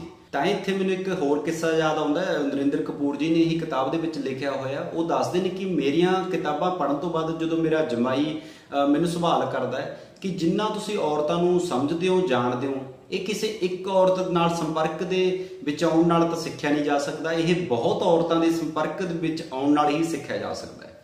ਤਾਂ ਨਰਿੰਦਰ ਕਪੂਰ ਜੀ ਨੂੰ ਇਦਾਂ ਦਾ ਸਵਾਲ ਕਰਦੇ ਨੇ ਤਾਂ ਫਿਰ ਨਰਿੰਦਰ ਕਪੂਰ ਇਹ ਕਿਤਾਬ ਦੇ ਵਿੱਚ ਪੂਰਾ ਆਪਣਾ ਦੱਸਦੇ ਨੇ ਕਿ ਉਹਦਾ ਜਿਹੜਾ ਸਬੰਧ ਹੈ ਉਹ ਸਿਰਫ 3 ਔਰਤਾਂ ਨਾਲ ਰਿਹਾ। ਹਾਂ, 1-2 ਵਾਰ ਉਹਨਾਂ ਨੂੰ ਪਿਆਰ ਵੀ ਹੋਇਆ ਜਾਂ ਉਸ ਚੀਜ਼ਾਂ ਦਾ ਵੀ ਥੋੜਾ ਜ਼ਿਕਰ ਕਰਦੇ ਰਹੇ ਨੇ। ਬਾਕੀ ਨਰਿੰਦਰ ਕਪੂਰ ਜੀ ਦੀ ਜੋ ਪਰਸਨੈਲਿਟੀ ਹੈ, ਜੋ ਉਹਨਾਂ ਦੇ ਵਿਚਾਰ ਨੇ, ਤਾਂ ਕੋਈ ਵੀ ਬੰਦਾ ਇੱਕ ਵਾਰ ਇੱਦਾਂ ਹੀ ਗੈਸ ਕਰੇਗਾ ਕਿ ਜਿਸ ਹਿਸਾਬ ਨਾਲ ਇਹ ਖੁੱਲ੍ਹ ਕੇ ਬੋਲਦੇ ਨੇ ਤਾਂ ਇਹਨਾਂ ਦੇ ਜਿਹੜੇ ਬਹੁਤ ਜ਼ਿਆਦਾ ਔਰਤਾਂ ਨਾਲ ਸੰਪਰਕ ਰਹੇ ਹੋਣਗੇ। ਪਰ ਐਦਾਂ ਦੀ ਗੱਲ ਨਹੀਂ ਹੁੰਦੀ। ਇੱਕ ਹੁੰਦੀ ਹੈ ਫਿਲਾਸਫੀ, ਜਿਹੜੇ ਮਨ ਦੇ ਵਿਚਾਰ ਹੁੰਦੇ ਨੇ। ਤੇ ਖਾਸ ਤੌਰ ਤੇ ਜਦੋਂ ਵੀ ਆਪਾਂ ਸੈਕਸ ਬਾਰੇ ਸੋਚਦੇ ਹਾਂ, ਪੰਜਾਬ ਦੇ ਵਿੱਚ, ਭਾਰਤ ਦੇ ਵਿੱਚ ਇੱਕ ਸੈਕਸ ਨੂੰ ਟੈਬੂ ਬਣਾ ਕੇ ਲਿਆ ਜਾਂਦਾ, ਮਤਲਬ ਇਹਨੂੰ ਬਹੁਤ ਵੱਡੀ ਚੀਜ਼ ਬਣਾ ਕੇ ਲਿਆ ਜਾਂਦਾ, ਜਦੋਂ ਕਿ ਇੱਕ ਨੈਚੁਰਲ ਜੀ ਚੀਜ਼ ਹੈ, ਇੱਕ ਆਮ ਜੀ ਚੀਜ਼ ਹੈ। ਜਦੋਂ ਆਪਾਂ ਵਿਦੇਸ਼ਾਂ ਦੇ ਵਿੱਚ ਜਾਂਦੇ ਹਾਂ, ਆਪਣੇ ਅੱਜ ਕੱਲ੍ਹ ਸਾਰੇ ਹੀ ਬੱਚੇ ਕੈਨੇਡਾ, ਅਮਰੀਕਾ ਜਾ ਰਹੇ ਨੇ, ਤਾਂ ਉੱਥੋਂ ਦੀ ਜਿਹੜੀ ਵਿਚਾਰਧਾਰਾ ਹੈ ਜੇ ਆਪਾਂ ਦੇਖੀਏ ਤਾਂ ਉੱਥੇ ਇਸ ਚੀਜ਼ ਨੂੰ ਟੈਬੂ ਨਹੀਂ ਮੰਨਿਆ ਜਾਂਦਾ। ਪਰ ਅੱਜ ਵੀ ਆਪਣੇ ਲੋਕ ਇਹ ਚੀਜ਼ ਨਹੀਂ ਸਮਝਦੇ, ਜਦੋਂ ਕਿ ਆਪਣੇ ਬੱਚਿਆਂ ਨੂੰ ਬਾਹਰ ਭੇਜਣਾ ਚਾਹੁੰਦੇ ਨੇ, ਵੱਡੇ ਸ਼ਹਿਰਾਂ ਦੇ ਵਿੱਚ ਪੜ੍ਹਾਉਣਾ ਚਾਹੁੰਦੇ ਨੇ, ਪਰ ਇਸ ਇੱਕ ਛੋਟੀ ਜਿਹੀ ਨਾਰਮਲ ਜੀ ਗੱਲ ਨੂੰ ਕਿੱਡਾ ਹਊਆ ਬਣਾ ਕੇ ਰੱਖ ਦਿੱਤਾ ਜਾਂਦਾ ਹੈ। ਤਾਂ ਹੀ ਇਸ ਟੈਬੂ ਬਣਾਉਣ ਦੇ ਕਾਰਨ ਹੀ ਔਰਤਾਂ ਨੂੰ ਬਹੁਤ ਜ਼ਿਆਦਾ ਜਿਹੜੇ ਅਧਿਕਾਰ ਤੋਂ ਵਾਂਝਾ ਕੀਤਾ ਜਾਂਦਾ ਹੈ, ਕਿਉਂਕਿ ਔਰਤਾਂ ਨੂੰ ਇੱਕ ਸਾਂਭਣ ਵਾਲੀ ਚੀਜ਼ ਬਣਾ ਦਿੱਤਾ ਜਾਂਦਾ ਵੀ ਇਹਨੂੰ ਲੁਕੋ ਕੇ ਰੱਖਣਾ। ਤਾਂ ਹੀ ਜਿਹੜੀਆਂ ਘੁੰਡ ਵਾਲੀਆਂ ਪ੍ਰਥਾ ਸੀ ਜਾਂ ਹੋਰ ਇਦਾਂ ਦੀਆਂ ਸੀ ਵੀ ਔਰਤ ਨੇ ਘਰ ਦੇ ਵਿੱਚ ਰਹਿਣਾ, ਕੰਮ ਨਹੀਂ ਕਰਨਾ, ਉਹ ਸਾਰੀਆਂ ਚੀਜ਼ਾਂ, ਉਹ ਬੰਦਿਸ਼ਾਂ ਦਾ ਕਾਰਨ ਸਿਰਫ ਇੱਕ ਹੀ ਹੈ ਕਿ ਆਪਾਂ ਨੇ ਸੈਕਸ ਨੂੰ ਟੈਬੂ ਬਣਾਇਆ ਹੋਇਆ। ਨਰਿੰਦਰ ਕਪੂਰ ਜੀ ਨੇ ਮਹਿੰਦਰਾ ਕਾਲਜ ਦੇ ਵਿੱਚ ਵੀ ਜੌਬ ਕੀਤੀ ਹੈ ਤੇ ਉੱਥੇ ਹੀ ਜੌਬ ਕਰਦੇ ਕਰਦੇ ਉਹਨਾਂ ਨੇ ਵਿਆਹ ਕਰਵਾਇਆ ਤੇ ਜਿਹੜੀ ਉਹਨਾਂ ਦੀ ਪਤਨੀ ਸੀ ਉਹ ਯੂਨੀਵਰਸਿਟੀ ਦੇ ਵਿੱਚ ਇੰਗਲਿਸ਼ ਦੀ ਲੈਕਚਰਾਰ ਸੀ। ਤੇ ਉਸ ਤੋਂ ਸਾਲ ਕੁ ਬਾਅਦ ਨਰਿੰਦਰ ਕਪੂਰ ਜੀ ਆਪ ਵੀ ਯੂਨੀਵਰਸਿਟੀ ਇੱਕ ਲੈਕਚਰਾਰ ਦੇ ਤੌਰ ਤੇ ਆ ਜਾਂਦੇ ਨੇ। ਤੇ ਇੱਥੇ ਵੀ ਇੱਕ ਕਿੱਸਾ ਹੈ ਕਿ ਉਹਨਾਂ ਦੀ ਜਿਹੜੀ ਸੱਸ ਹੈ, ਜਦੋਂ ਵਿਆਹ ਹੋਇਆ ਤਾਂ ਉਹ ਪੰਜਾਬੀ ਦੇ ਲੈਕਚਰਾਰ ਨੂੰ ਪਸੰਦ ਨਹੀਂ ਕਰਦੇ ਸੀ, ਮਤਲਬ ਨਰਿੰਦਰ ਕਪੂਰ ਦੀ ਸੱਸ। ਤੇ ਜਦੋਂ ਇੱਥੇ ਯੂਨੀਵਰਸਿਟੀ ਦੇ ਵਿੱਚ ਆਏ ਤਾਂ Narendra Kapoor ji as a Punjabi lecturer ਆਏ, ਜਦੋਂ ਕਿ ਉਹਨਾਂ ਨੇ ਪੜ੍ਹਾਉਣੀ ਇੰਗਲਿਸ਼ ਵੀ ਹੁੰਦੀ ਸੀ ਪਰ ਪੰਜਾਬੀ ਦੇ ਡਿਪਾਰਟਮੈਂਟ ਦੇ ਵਿੱਚ ਆਏ। ਤਾਂ ਉਹਨਾਂ ਨੇ ਆਪਣੀ ਸੱਸ ਨੂੰ ਜ਼ਿਕਰ ਨਹੀਂ ਕੀਤਾ ਕਿ ਮੈਂ ਇੱਦਾਂ ਇਸ ਡਿਪਾਰਟਮੈਂਟ ਦੇ ਵਿੱਚ ਆਇਆ। ਤਾਂ ਹੌਲੀ ਹੌਲੀ ਬਾਅਦ ਦੇ ਵਿੱਚ ਜਰਨਲਿਜ਼ਮ ਦੇ ਵਿੱਚ ਗਏ ਤਾਂ ਬਾਅਦ ਦੇ ਵਿੱਚ ਨਰਿੰਦਰ ਕਪੂਰ ਜੀ ਨੇ ਉਸ ਨੂੰ ਇੱਕ ਸਕੂਨ ਦੇ ਵਜੋਂ ਲਿਆ ਕਿ ਹਾਂ ਮੈਂ ਹੁਣ ਸੱਸ ਦਾ ਆਪਣੀ ਦਾ ਸਾਹਮਣਾ ਕਰ ਸਕਦਾ। ਤੇ ਆਪਣੇ ਨਰਿੰਦਰ ਕਪੂਰ ਨੇ ਜਿਹੜੇ ਪਰਿਵਾਰ ਦੇ ਤਜਰਬਿਆਂ ਦੇ ਵਿੱਚ ਆਪਣੇ ਸੱਸ ਸਹੁਰਾ ਜਾਂ ਆਪਣੇ ਪਿਤਾ, ਆਪਣੀ ਮੰਮੀ ਦੀ ਬਹੁਤ ਜ਼ਿਆਦਾ ਸਿਫਤਾਂ ਕੀਤੀਆਂ ਨੇ, ਉਹਨਾਂ ਦੇ ਕੰਮ ਦੀਆਂ, ਉਹਨਾਂ ਦੇ ਧਰਮ ਦੀਆਂ। ਤਾਂ ਬਹੁਤ ਸਾਰੀਆਂ ਗੱਲਾਂ ਜਾਣਨ ਨੂੰ ਮਿਲਦੀਆਂ ਨੇ ਨਰਿੰਦਰ ਕਪੂਰ ਜੀ ਦੇ ਪਰਿਵਾਰ ਬਾਰੇ। ਤੇ ਆਪਣੇ ਬੱਚਿਆਂ ਬਾਰੇ ਵੀ ਨਰਿੰਦਰ ਕਪੂਰ ਜੀ ਦੇ 3 ਬੱਚੇ ਨੇ, 2 ਲੜਕੇ, 1 ਵੱਡੀ ਬੇਟੀ, ਜੋ ਕਿ ਤਿੰਨੇ ਹੀ ਵੱਡੇ ਅਹੁਦਿਆਂ ਤੇ ਨੇ। ਤੇ 2 ਜਿਹੜੇ ਬੱਚੇ ਨੇ ਲੜਕੇ ਨੇ ਅਮਰੀਕਾ ਸੈਟਲ ਨੇ ਤੇ ਜਿਹੜੀ ਬੇਟੀ ਹੈ ਉਹਨਾਂ ਨੇ IAS ਲੱਗੇ ਹੋਏ ਨੇ। ਤਾਂ ਉਹਨਾਂ ਬਾਰੇ ਦੱਸਦੇ ਨੇ ਕਿ ਕਿਵੇਂ ਉਹਨਾਂ ਨੂੰ ਮੈਂ ਪੜ੍ਹਾਇਆ ਤੇ ਉੱਥੇ ਹੀ ਪੜ੍ਹਾਉਂਦਿਆਂ ਹੀ ਦੱਸਦੇ ਨੇ ਕਿ ਜਿਹੜੀ ਅੰਗਰੇਜ਼ੀ ਭਾਸ਼ਾ ਹੈ ਉਹਦੀ ਬਹੁਤ ਜ਼ਿਆਦਾ ਸਿਫਤ ਕਰਦੇ ਨੇ ਨਰਿੰਦਰ ਕਪੂਰ। ਤੇ ਉਹ ਦੱਸਦੇ ਨੇ ਕਿ ਜਿਹੜੀ ਇੱਕ ਮਾਤਰ ਭਾਸ਼ਾ ਹੁੰਦੀ ਹੈ ਉਹ ਵੀ ਬਹੁਤ ਜ਼ਿਆਦਾ ਜ਼ਰੂਰੀ ਹੈ, ਜਿਵੇਂ ਕਿ ਆਪਣੀ ਪੰਜਾਬੀ ਭਾਸ਼ਾ ਹੈ। ਪਰ ਜੇ ਭਾਰਤ ਦੇ ਵਿੱਚ ਗੱਲ ਕਰੀਏ ਤਾਂ ਜਿਹੜੀ ਅੰਗਰੇਜ਼ੀ ਭਾਸ਼ਾ ਹੈ ਉਹ ਕੰਮਕਾਰ ਦੀ ਭਾਸ਼ਾ ਹੈ, ਉਹ ਵਪਾਰ ਦੀ ਭਾਸ਼ਾ ਹੈ, ਉਹ ਅਮੀਰਾਂ ਦੀ ਭਾਸ਼ਾ ਹੈ। ਤਾਂ ਇੰਨੀ ਜ਼ਿਆਦਾ ਸਿਫਤ ਕਰਦੇ ਨੇ। ਤੇ ਜੇ ਆਪਾਂ ਦੇਖੀਏ ਤਾਂ ਅੰਗਰੇਜ਼ੀ ਜੇ ਕੋਈ ਵੀ ਬੋਲਦਾ ਹੈ ਤਾਂ ਉਹਦੀ ਆਪਾਂ ਬਹੁਤ ਜ਼ਿਆਦਾ ਰਿਸਪੈਕਟ ਕਰਦੇ ਹਾਂ, ਸਿਰਫ ਇੱਕ ਭਾਸ਼ਾ ਕਾਰਨ। ਤਾਂ ਹੀ ਨਰਿੰਦਰ ਕਪੂਰ ਬਾਰ-ਬਾਰ ਇਸ ਕਿਤਾਬ ਦੇ ਵਿੱਚ ਜ਼ਿਕਰ ਕਰਦੇ ਨੇ ਕਿ ਅੰਗਰੇਜ਼ੀ ਭਾਸ਼ਾ ਦਾ ਆਉਣਾ ਬਹੁਤ ਜ਼ਿਆਦਾ ਜ਼ਰੂਰੀ ਹੈ। ਤੇ ਆਪਾਂ ਜੇ ਪੂਰੇ ਸੰਸਾਰ ਦੀ ਗੱਲ ਕਰੀਏ ਤਾਂ ਅੰਗਰੇਜ਼ੀ ਭਾਸ਼ਾ ਹੀ ਸਾਰੇ ਸੰਸਾਰ ਨੂੰ ਜੋੜਦੀ ਹੈ। ਤਾਂ ਆਪਣੇ ਬੱਚਿਆਂ ਨੂੰ ਜਾਂ ਆਪਾਂ ਵੀ ਕੋਸ਼ਿਸ਼ ਕਰਦੇ ਹਾਂ, ਜਿਸ ਦੀ ਉਮਰ 40 ਤੋਂ ਨੀਚੇ ਹੈ ਤਾਂ ਉਹਨਾਂ ਨੂੰ ਮੈਨੂੰ ਲੱਗਦਾ ਹੈ ਟਰਾਈ ਕਰਨਾ ਚਾਹੀਦਾ ਤੇ ਇੰਗਲਿਸ਼ ਭਾਸ਼ਾ ਨੂੰ ਸਿੱਖਣਾ ਚਾਹੀਦਾ, ਜਿਸ ਹੱਦ ਤੱਕ ਵੀ ਉਹ ਜਾਣਦੇ ਨੇ। ਤੇ ਖਾਸ ਤੌਰ ਤੇ ਜੇਕਰ ਮੈਂ ਆਪਣੇ ਅਦਾਰਿਆਂ ਦੀ ਗੱਲ ਕਰਾਂ, ਯੂਨੀਵਰਸਿਟੀ, ਕਾਲਜ, ਸਕੂਲਾਂ ਦੀ ਗੱਲ ਕਰਾਂ, ਤਾਂ ਇੰਗਲਿਸ਼ ਜਿਹੜੀ ਭਾਸ਼ਾ ਆਪਾਂ ਨੂੰ ਰੱਟੇ ਮਾਰ-ਮਾਰ ਕੇ ਪੜ੍ਹਾਈ ਜਾਂਦੀ ਹੈ ਤੇ ਆਉਂਦੀ ਫੇਰ ਵੀ ਨਹੀਂ। ਉਸ ਦਾ ਕਾਰਨ ਹੈ ਕਿ ਆਪਾਂ ਜਿਹੜੀ ਸਪੀਕਿੰਗ ਨਹੀਂ ਕਰਦੇ, ਆਪਾਂ ਬੋਲਦੇ ਨਹੀਂ ਹੈਗੇ। ਬੋਲਣ ਦਾ ਜਿਹੜਾ ਇੱਕ ਰੀਜ਼ਨ ਹੈ ਉਹ ਮੈਂ ਬਾਰ-ਬਾਰ ਦੱਸਦਾ ਹੁੰਦਾ, ਜਿੱਥੇ ਵੀ ਦੋਸਤਾਂ 'ਚ ਗੱਲ ਹੁੰਦੀ ਹੈ ਜਾਂ ਜਿੱਥੇ ਮੈਂ ਟੀਚਿੰਗ ਕਰਦਾ ਹਾਂ ਬੱਚਿਆਂ ਨੂੰ ਮੈਂ ਬਾਰ-ਬਾਰ ਦੱਸਦਾ ਕਿ ਆਪਾਂ ਇੱਕ ਦੂਸਰੇ ਦਾ ਮਜ਼ਾਕ ਉਡਾਉਂਦੇ ਹਾਂ ਕਿ ਵੱਡਾ ਅੰਗਰੇਜ਼ ਆਇਆ। ਪਰ ਜਿਹੜੀ ਗੱਲ ਅੰਗਰੇਜ਼ੀ ਕੋਈ ਵੀ ਆਪਾਂ ਭਾਸ਼ਾ ਜਾਂ ਕੋਈ ਵੀ ਆਪਾਂ ਕੰਮ ਸਿੱਖਦੇ ਹਾਂ ਤਾਂ ਪਹਿਲਾਂ ਆਪਾਂ ਗਲਤੀਆਂ ਕਰਦੇ ਹਾਂ, ਉਸ ਤੋਂ ਬਾਅਦ ਹੀ ਸਿੱਖਦੇ ਹਾਂ। ਜੇ ਆਪਾਂ ਨੇ ਪੰਜਾਬੀ ਭਾਸ਼ਾ ਵੀ ਸਿੱਖੀ ਹੈ ਤਾਂ ਆਪਾਂ ਜਦੋਂ ਪਹਿਲਾ ਸ਼ਬਦ ਬੋਲਦੇ ਸੀ ਉਹ ਤਾਤਾ ਹੀ ਹੋਊਗਾ, ਉਹ ਚਾਚਾ ਨਹੀਂ ਹੋਊਗਾ। ਉਹ ਪਹਿਲਾਂ ਜੇ ਤਾਤਾ ਕਿਹਾ ਫਿਰ ਚਾਚਾ ਕਿਹਾ ਤਾਂ ਮਤਲਬ ਪਹਿਲਾਂ ਆਪਾਂ ਤੋਤਲਾ ਬੋਲਦੇ ਹਾਂ ਜਾਂ ਗਲਤੀਆਂ ਕਰਦੇ ਹਾਂ, ਉਸ ਤੋਂ ਬਾਅਦ ਆਪਾਂ ਉਹਨੂੰ ਸਹੀ ਤਰੀਕੇ ਨਾਲ ਆਪਾਂ ਬੋਲਣ ਲੱਗਦੇ ਹਾਂ। ਤਾਂ ਅੰਗਰੇਜ਼ੀ ਭਾਸ਼ਾ ਦੇ ਵਿੱਚ ਵੀ ਇਹੀ ਗੱਲ ਹੈ। ਜੇਕਰ ਆਪਾਂ ਨੇ ਅੰਗਰੇਜ਼ੀ ਭਾਸ਼ਾ ਬੋਲਣੀ ਹੈ ਤਾਂ ਆਪਣੇ ਦੋਸਤਾਂ ਨੂੰ ਇਦਾਂ ਦਾ এনवायरमेंट ਤਿਆਰ ਕਰੋ ਕਿ ਕੋਈ ਵੀ ਕੁਝ ਵੀ ਬੋਲੇ, ਬਸ ਆਪਾਂ ਨੇ ਕੁਝ ਟਾਈਮ 20 ਮਿੰਟ, ਅੱਧਾ ਘੰਟਾ ਵੀ ਆਪਾਂ ਨੇ ਇੰਗਲਿਸ਼ ਦੇ ਵਿੱਚ ਗੱਲ ਕਰਨੀ ਹੈ ਤੇ ਕਿਸੇ ਦੀ ਵੀ ਗਲਤੀ ਦਾ ਕੋਈ ਮਜ਼ਾਕ ਨਹੀਂ ਉਡਾਉਣਾ। ਤਾਂ ਮੈਨੂੰ ਲੱਗਦਾ ਜੇ ਇੱਕ ਇਹ ਵਿਧੀ ਨਾਲ ਵੀ ਇੰਗਲਿਸ਼ ਸਿੱਖੀ ਜਾ ਸਕਦੀ ਹੈ। ਤੇ ਨਰਿੰਦਰ ਕਪੂਰ ਜੀ ਇੱਕ ਲਿਖਣ ਦਾ ਅਭਿਆਸ ਬਾਰੇ ਬਹੁਤ ਜ਼ਿਆਦਾ ਦੱਸਦੇ ਨੇ ਕਿ ਜੇ ਤੁਸੀਂ ਨੇ ਐਗਜ਼ਾਮ ਕਲੀਅਰ ਕਰਨਾ ਹੈ ਤੇ ਉਹਦੇ ਲਈ ਤੁਸੀਂ ਜਿਹੜੀ ਲਿਖਣ ਦਾ ਅਭਿਆਸ ਜ਼ਰੂਰ ਕਰੋ। ਜਿਵੇਂ ਆਪਾਂ ਛੋਟੇ ਬੱਚਿਆਂ ਨੂੰ ਕਰਾਉਂਦੇ ਹਾਂ, ਜਦੋਂ ਉਹ ਪ੍ਰੀਖਿਆਵਾਂ ਤੋਂ ਪਹਿਲਾਂ 5ਵੀਂ 8ਵੀਂ ਤੱਕ ਦੇ ਜਿਹੜੇ ਬੱਚੇ ਹੁੰਦੇ ਨੇ ਉਹ ਬਾਰ-ਬਾਰ ਰਿਟਨ ਪ੍ਰੈਕਟਿਸ ਕਰਦੇ ਨੇ ਕਿ ਇਹ ਜਿਹੜੇ ਕੁਐਸਚਨ ਨੇ ਮੈਂ ਲਿਖ ਕੇ ਦੇਖਦਾ, ਤਾਂ ਉਹਨਾਂ ਨਾਲ ਉਹਨਾਂ ਦੇ ਹੋਰ ਜਿਹੜੀ ਯਾਦਦਾਸ਼ਤ ਦੇ ਵਿੱਚ ਵਾਧਾ ਹੋ ਜਾਂਦਾ ਤੇ ਚੰਗੇ ਨੰਬਰ ਲੈਂਦੇ ਨੇ। ਪਰ ਜਿਉਂ-ਜਿਉਂ ਆਪਾਂ ਵੱਡੇ ਹੋ ਜਾਂਦੇ ਹਾਂ ਤਾਂ ਉਸ ਚੀਜ਼ ਤੋਂ ਆਪਾਂ ਦੂਰ ਹੋ ਜਾਂਦੇ ਹਾਂ। ਤਾਂ ਨਰਿੰਦਰ ਕਪੂਰ ਜੀ ਨੇ ਇਸ ਚੀਜ਼ ਤੇ ਬਹੁਤ ਜ਼ਿਆਦਾ ਆਪਣਾ ਜ਼ੋਰ ਦਿੱਤਾ ਹੈ। ਤੇ ਹੁਣ ਆਪਾਂ ਦੁਬਾਰਾ ਯੂਨੀਵਰਸਿਟੀ ਤੇ ਪਹੁੰਚਦੇ ਹਾਂ। ਤਾਂ ਯੂਨੀਵਰਸਿਟੀ ਬਾਰੇ ਦੱਸਦੇ ਨੇ, ਆਪਦੇ ਜਿਹੜੇ ਤਜਰਬੇ ਉਹਨਾਂ ਦੇ ਦੱਸਦੇ ਨੇ ਕਿ ਯੂਨੀਵਰਸਿਟੀ ਦੇ ਵਿੱਚ 40% ਹੀ ਜਿਹੜੇ ਪ੍ਰੋਫੈਸਰ ਨੇ ਉਹ ਪ੍ਰੋਫੈਸਰ ਕਹਾਉਣ ਦੇ ਯੋਗ ਨੇ, ਬਾਕੀ ਬਹੁਤ ਜ਼ਿਆਦਾ ਸਿਫਾਰਸ਼ਾਂ ਦੇ ਨਾਲ ਆ ਜਾਂਦੇ ਨੇ। ਤੇ ਜਿੰਨਾ ਕਰਕੇ ਜਿਹੜੇ ਅਗਲੇ ਸਟੂਡੈਂਟ ਨੇ ਉਹਨਾਂ ਦੀਆਂ ਵੀ ਡਿਗਰੀਆਂ ਦੀ ਜਿਹੜੀ ਵੈਲਿਊ ਹੈ ਉਹ ਘੱਟ ਹੋ ਜਾਂਦੀ ਹੈ। ਬਾਕੀ ਯੂਨੀਵਰਸਿਟੀ ਦੇ ਵਿੱਚ ਜਿਹੜੇ ਨਰਿੰਦਰ ਕਪੂਰ ਜੀ ਨੂੰ ਉੱਚੇ ਅਹੁਦੇ ਮਿਲੇ, ਉਹਨਾਂ ਦਾ ਜਿਹੜਾ ਕੰਮ ਸੀ ਉਹ ਆਪਦੇ ਕੰਮ ਦੀਆਂ ਸਿਫਤਾਂ ਦੱਸਦੇ ਨੇ ਕਿ ਮੈਂ ਪ੍ਰੀਖਿਆਵਾਂ ਦਾ ਕੰਮ ਕਿਵੇਂ ਘੱਟ ਕੀਤਾ ਤੇ ਜਿਹੜੇ ਫਾਰਮ ਵਗੈਰਾ ਸੀ ਉਹਨਾਂ ਦਾ ਕਿਵੇਂ ਕੰਮ ਕੀਤਾ। ਤੇ ਜਿਹੜੇ ਲੋਕ ਦੂਰ-ਦੂਰ ਤੋਂ ਆਉਂਦੇ ਸੀ ਫਾਰਮ ਭਰਨ ਜਾਂ ਕੁਝ ਪੁੱਛਣ ਤਾਂ ਪਹਿਲਾਂ ਇਨਕੁਆਇਰੀ ਨਹੀਂ ਹੁੰਦੀ ਸੀ। ਤਾਂ ਉਸ ਤੋਂ ਬਾਅਦ ਨਰਿੰਦਰ ਕਪੂਰ ਨੇ ਸਲਾਹ ਦਿੱਤੀ ਕਿ ਇੱਕ ਇਨਕੁਆਇਰੀ ਬਣਾ ਦਿੱਤੀ ਜਾਵੇ, ਜਿਸ ਦੇ ਵਿੱਚ ਜਿੰਨੇ ਵੀ ਜਿਹੜੇ ਸਵਾਲ ਜਵਾਬ ਹੁੰਦੇ ਨੇ ਯੂਨੀਵਰਸਿਟੀ ਰਿਲੇਟਡ, ਕਲਾਸਾਂ ਰਿਲੇਟਡ, ਪੇਪਰਾਂ ਰਿਲੇਟਡ, ਉਹ ਇੱਕ ਥਾਂ ਤੇ ਸੋਲਵ ਹੋ ਜਾਣ ਤੇ ਯੂਨੀਵਰਸਿਟੀ ਦੇ ਗੇਟ ਤੇ ਹੀ ਸੋਲਵ ਹੋ ਜਾਣ। ਤੇ ਨਰਿੰਦਰ ਕਪੂਰ ਜੀ ਨੇ ਉੱਥੇ ਪੇਸ਼ਕਸ਼ ਕੀਤੀ ਸੀ ਕਿ 2 ਸਾਲ ਤੱਕ ਮੈਂ ਆਪਣਾ ਫ੍ਰੀ ਇੱਥੇ ਕੰਮ ਕਰਾਂਗਾ, ਜਿਹੜੀ ਇਹਦੇ ਚੇਅਰਮੈਨੀ ਹੋਊਗੀ ਜਾਂ ਉੱਚੀ ਇਹਦੀ ਪੋਸਟ ਹੋਊਗੀ ਇਸ ਆਫਿਸ ਨੂੰ ਸੰਭਾਲਣ ਵਾਲੀ। ਤਾਂ ਉਹਨਾਂ ਨੇ ਉਹ ਵੀ ਪੇਸ਼ਕਸ਼ ਕੀਤੀ। ਤੇ ਜਦੋਂ ਨਰਿੰਦਰ ਕਪੂਰ ਜੀ ਡੀਨ ਰਹੇ ਨੇ ਤਾਂ ਉਹ ਹੋਸਟਲ ਦੀਆਂ ਮੁਸ਼ਕਲਾਂ ਬਾਰੇ ਵੀ ਦੱਸਦੇ ਨੇ ਵੀ ਜਿਹੜਾ ਹੋਸਟਲਾਂ ਦਾ ਜਿਹੜਾ ਖਾਣਾ ਹੈ ਉਸ ਨੂੰ ਬਹੁਤ ਕਈ ਵਾਰ ਟਰਾਈ ਕੀਤਾ ਵੀ ਉਹ ਜਿਹੜਾ ਖਾਣਾ ਵਧੀਆ ਬਣਾਇਆ ਜਾਵੇ ਤੇ ਉਹਦੀ ਸਹੂਲਤਾਂ ਬੱਚਿਆਂ ਨੂੰ ਵਧੀਆ ਦਿੱਤੀਆਂ ਜਾਣ, ਪਰ ਫਿਰ ਕੁਝ ਟਾਈਮ ਵਧੀਆ ਹੁੰਦਾ, ਉਸ ਤੋਂ ਬਾਅਦ ਉਹਨਾਂ ਦਾ ਜਿਹੜਾ ਖਾਣੇ ਦੀ ਕੁਆਲਿਟੀ ਉਹ ਫਿਰ ਲੋ ਹੋ ਜਾਂਦੀ। ਫਿਰ ਨਰਿੰਦਰ ਕਪੂਰ ਜੀ ਨੇ ਦੇਖਿਆ ਕਿ ਅਸਲ ਦੇ ਵਿੱਚ ਜਿਹੜੇ ਲੋਕ ਇੱਥੇ ਖਾਣਾ ਬਣਾਉਂਦੇ ਨੇ ਉਹਨਾਂ ਦੀ ਯੋਗਤਾ ਹੀ ਨਹੀਂ ਹੈਗੀ ਕਿ ਉਹ ਖਾਣਾ ਵਧੀਆ ਬਣਾ ਸਕਣ। ਪਰ ਇਸ ਗੱਲ ਦੇ ਵਿੱਚ ਮੈਂ ਜੇ ਥੋੜਾ ਲੌਜਿਕ ਲਗਾਵਾਂ ਕਿ ਐਦਾਂ ਨਹੀਂ ਹੁੰਦਾ। ਜਿਹੜੀ ਇੱਕ ਉੱਥੋਂ ਦੀ ਮਤਲਬ ਉਹ ਟੀਮ ਹੈ ਖਾਣਾ ਬਣਾਉਣ ਵਾਲੀ, ਉਹ ਬੰਦੇ ਹੀ ਉੱਦਾਂ ਦੇ ਰੱਖਦੀ ਹੈ ਤੇ ਉਹਨਾਂ ਨੂੰ ਮਟੀਰੀਅਲ ਹੀ ਉੱਦਾਂ ਦਾ ਦਿੰਦੀ ਹੈ। ਤੇ ਜੇਕਰ ਉਹਨਾਂ ਦਾ ਮਟੀਰੀਅਲ ਚੈੱਕ ਕੀਤਾ ਜਾਵੇ ਤਾਂ ਮੈਨੂੰ ਲੱਗਦਾ ਕਿ ਇਸ ਦਾ ਹੱਲ ਹੋ ਸਕਦਾ ਸੀ। ਪਰ ਜਿਹੜੀ ਗੱਲ ਆਪਣੇ ਲੋਕ ਹੈ, ਭ੍ਰਸ਼ਟਾਚਾਰ ਬਹੁਤ ਜ਼ਿਆਦਾ ਹੈ ਤੇ ਸਾਰਾ ਹੀ ਹੜੱਪ ਕਰਨਾ ਚਾਹੁੰਦੇ ਨੇ। ਇਹ ਨਹੀਂ ਹੈਗਾ ਵੀ ਜੇ ਉਹ ਡਾਈਟ ਹੈ ਉਹਨਾਂ ਨੂੰ 30 ਰੁਪਏ ਪੈ ਰਹੀ ਹੈ ਤਾਂ ਬੱਚਿਆਂ ਤੋਂ ਉਹ 40 ਰੁਪਏ ਲੈ ਲੈਣ, 10 ਰੁਪਏ ਆਪਣੇ ਕਮਾ ਲੈਣ, 15 ਰੁਪਏ ਆਪਣੇ ਕਮਾ ਲੈਣ। ਪਰ ਜੇ ਉਹ ਮਤਲਬ 40-45 ਰੁਪਏ ਦੇ ਰਹੇ ਨੇ ਤਾਂ ਉਹ ਡਾਈਟ ਉਹ 15-20 ਦੀ ਦੇ ਰਹੇ ਨੇ, ਮਤਲਬ ਉਹ ਅੱਧ ਤੋਂ ਜ਼ਿਆਦਾ ਕਮਾਉਣਾ ਚਾਹੁੰਦੇ ਨੇ। ਇਸ ਤੋਂ ਬਿਨਾਂ ਨਰਿੰਦਰ ਕਪੂਰ ਜੀ ਘੁੰਮਣ ਤੇ ਬਹੁਤ ਜ਼ਿਆਦਾ ਜ਼ੋਰ ਦਿੰਦੇ ਨੇ ਕਿ ਬੰਦੇ ਨੂੰ ਪੈਸੇ ਇਕੱਠੇ ਕਰਨ ਤੋਂ ਜ਼ਿਆਦਾ ਘੁੰਮਣਾ ਜ਼ਿਆਦਾ ਜ਼ਰੂਰੀ ਹੈ। ਤੇ ਸਭ ਤੋਂ ਪਹਿਲਾਂ ਆਪਾਂ ਨੂੰ ਭਾਰਤ ਘੁੰਮਣਾ ਚਾਹੀਦਾ ਹੈ ਤੇ ਉਸ ਤੋਂ ਬਾਅਦ ਆਪਾਂ ਨੂੰ ਜਿੰਨੇ ਹੋ ਸਕੇ, ਜਿੰਨੀ ਆਪਣੀ ਜਿਹੜੀ ਜੇਬ ਹੈ ਇਜਾਜ਼ਤ ਦਿੰਦੀ ਹੈ, ਵਿਦੇਸ਼ਾਂ ਦਾ ਦੌਰਾ ਵੀ ਕਰਨਾ ਚਾਹੀਦਾ ਹੈ। ਤਾਂ ਨਰਿੰਦਰ ਕਪੂਰ ਜੀ ਨੇ 25 ਦੇਸ਼ਾਂ ਤੋਂ ਵੱਧ ਜਿਹੜੇ ਉਹ ਦੇਖੇ ਹੋਏ ਨੇ ਤੇ ਉਹਨਾਂ ਦੇ ਜਿਹੜੀਆਂ ਫੈਮਲੀਆਂ ਨੇ ਉਹ ਵੀ ਸੈੱਟ ਨੇ ਤੇ ਆਪ ਪਤੀ ਪਤਨੀ ਜੌਬ ਕਰਦੇ ਸੀ, ਜਿਸ ਕਾਰਨ ਇਹ ਚੀਜ਼ਾਂ ਸੰਭਵ ਹੋ ਸਕੀਆਂ।